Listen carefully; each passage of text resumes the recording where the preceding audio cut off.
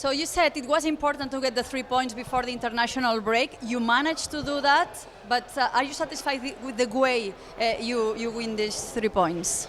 No, I think we need to improve on the pitch when we dominate the game. I think the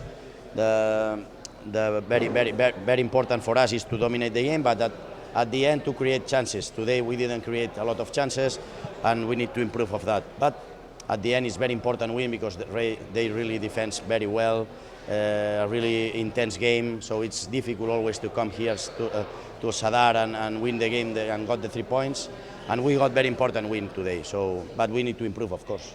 Your team managed to be very solid in defense the last year. This season maybe it's not being that much. For example, you complained so much after Chimi Avila being very all by himself, receiving the ball, shooting that ball. Do you think your team needs to improve in that aspect?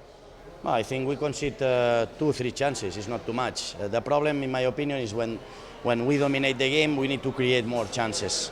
Or, for example, in the first minutes, we create 2 chances very clear and we didn't score, so we need to be effective. We suffer too much, in my opinion, today. We dominate the game, but we didn't create a lot of chances.